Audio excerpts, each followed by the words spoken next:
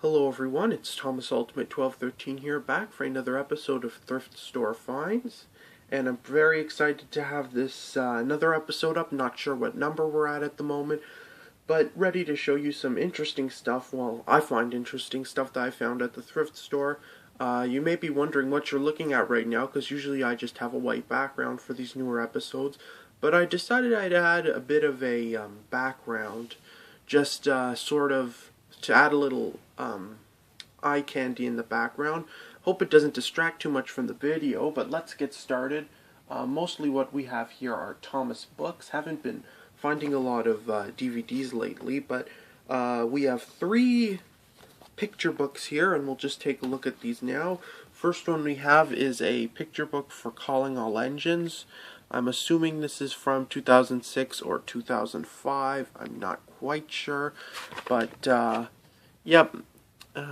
There's just some publication info. 2005 is the copyright. Then there's an advertising for Calling All Engines on DVD. And there's just some images, and yeah, and there's the other listing of all the other books. They have a fair amount of Thomas ones they publish. There's the back, same as the front cover.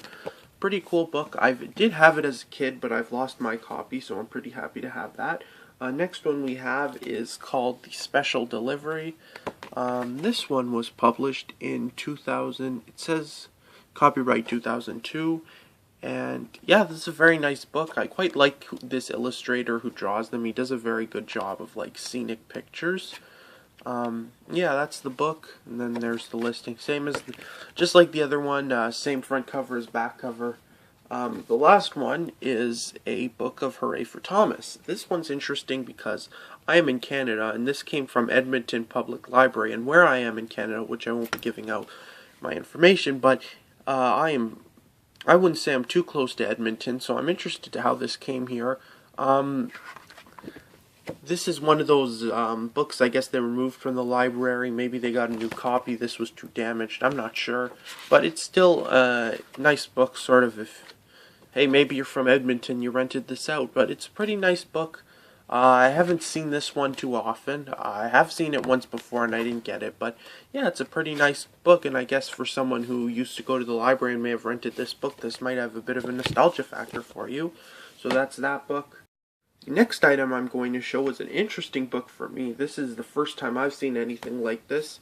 Maybe you've seen it before, but this is a Thomas and Friends picture book. Or actually a peep-through book called Thomas and the Bad Dog. And I was actually very interested when I found this, because I've never seen this book before, and I'm quite interesting with Thomas stuff. A lot of older stuff's coming out recently at the thrift stores, but I just saw that on the shelf and just said Thomas and the Bad Dog. I didn't see the Audrey part, but I just said, oh, Thomas, I guess I'd look for it, and yeah. This is an interesting Thomas book. What's interesting about it is that this copy's in really bad shape, but more on that in a second. But it's has like this thing where there's an image here, and then you flip it over, and then look, you're looking through a window from the last page. So it's pretty interesting. I haven't seen a book like this before, but my copy is in very bad condition. I bought it anyway because it was the first time I've seen this book, and it's sort of like, well, it's the first time I'm probably not going to see it again. But there are a ton of pages missing. There are just some pages where there's just giant tears. And from the sticker at the back of the book, it says this was previously owned by a nursery. So I'm guessing this book must have been a popular book among kids.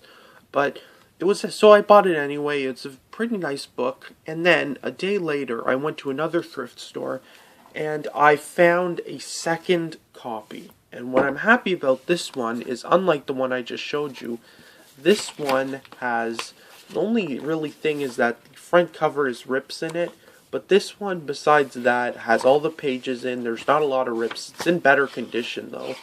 But yeah, I'm pretty happy to have this one. Interesting book. Didn't know I'd find 2 copies of it. But yeah, it's pretty nice. I'm guessing, obviously, since both have rips, I'm guessing that's why there aren't a lot of books like this, because easy to damage, but I think they do a similar format with board books. So maybe we might see something. It'd be interesting if Hit Entertainment republished the sort of odd Thomas books like that. Next one we have is not a Thomas book, but decided I'd show it because it's just interesting. It's a Fireman Sam picture book from the 90s. This is from the original, based on the original stop motion series from that was on BBC. Yeah, it's actually interesting that they sold this. I have found other Fireman Sam books like in this style of illustration. But yeah, it's pretty cool. I think Fireman Sam's a pretty cool TV show. The older ones at least. But yeah, it's a nice book, and hope I find more of these because it's really nice. Sort of like older series, like all the old BBC stop motion series.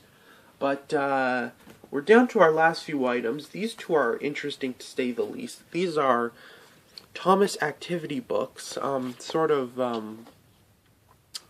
educational books. I'll show them each. This one is called Numbers and Counting Workbook, and I wasn't planning on buying this, but then I thought, because they used to sell these at dollar stores, like there's this popular dollar store chain in Canada called Dollarama, and judging from the stickers, that's obviously where theirs were purchased, and I'm assuming that since these were in a thrift store, they stopped making them.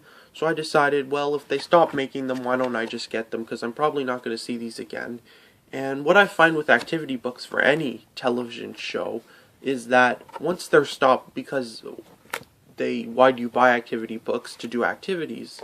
So I just knocked something over. But so that what happens is that probably after the kid draws in it, they're probably like, okay, let's throw it out.